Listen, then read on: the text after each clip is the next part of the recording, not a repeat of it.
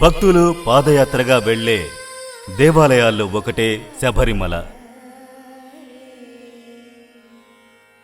అందమైన ఆ దేవాలయపు ఆకారంలో నిర్మించబడ్డ ఆ పెద్ద దేవాలయమే చెన్నైలో రాజా అన్నామలైపురంలో ఉన్నటువంటి ఈ అయ్యప్ప స్వామి దేవాలయం.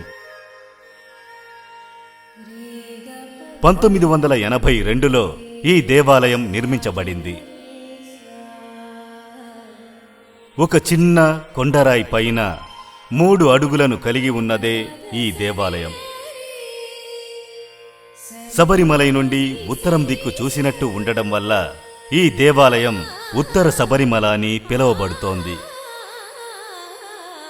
కేరళ యొక్క నిర్మాణ కళను ప్రతిబింబించేలా ఈ ఆలయం నిర్మించబడింది. చెన్నై జిల్లాలో ఉన్న మిగతా ఆలయాల కంటే ఇది ప్రత్యేకంగా ఉండడానికి కారణం కేరళ యొక్క నిర్మాణ కళ అంశమని చెప్పొచ్చు. ఇండియాలో ఉన్న పెద్ద దేవాలయాల్లో కుంభాలు ఉంచి ఉంటారు. అదేలాగా ఈ ఆలయంలోనూ కుంభాలు ఉండడం ప్రత్యేక అంశము.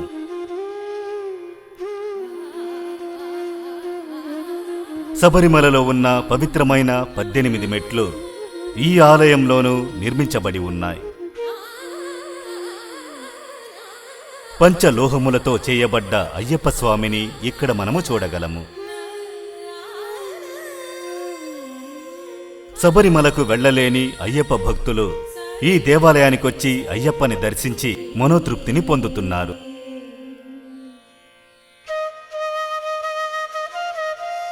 శబరిమల యాత్రకు వెళ్లేలాగే వ్రతముండి ఇరుముడి కట్టుకుని 18 పవిత్రమైన మెట్లు ఎక్కే అనేక మంది భక్తులు ఇక్కడ అయ్యప్పని దర్శిస్తున్నారు. శబరిమల దేవాలయంలా కాకుండా ఏడాది మొత్తం ఇక్కడ అయ్యప్పని దర్శించుకోవచ్చన్నది ముఖ్యమైన విషయం. ప్రధాన దైవమైన అయ్యప్ప వెనక వైపు కృష్ణుడు, అలాగే భగవతి పవిత్ర సన్నిధి ఇక్కడుంది.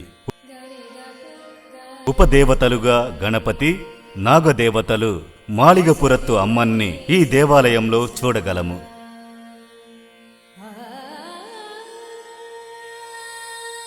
ఉదయం 6 గంటల నుండి 11 గంటల వరకు, సాయంత్రం 5:30 నుండి 9 గంటల వరకు ఇక్కడ భక్తులు దర్శించుకోవచ్చు. దాదాపు 40 అడుగుల ఎత్తు ఉన్న ధ్వజస్తంభం ఇక్కడ అమర్చబడి ఉంది. ఉత్సవ దినాల్లో అయ్యప్పని రథం మీద కూర్చోబెట్టి ఈ ఆలయాన్ని చుట్టొచ్చే నమ్మకము ఇక్కడుంది. వెండితో బంగారంతో నిర్మించబడ్డ రథాలు ఈ గుడిలో ఉన్నాయి. రాజా అన్నామలైపురం శ్రీ అయ్యప్పన్ దేవాలయపు ట్రస్ట్ ఈ దేవాలయాన్ని ఎంతో అందంగా పరామర్శిస్తూ వస్తున్నారు. శబరిమలలో పాటిస్తున్న పూజలు పునస్కారాల్ని తప్పకుండా ఇక్కడ కూడా పాటిస్తూ వస్తున్నారు.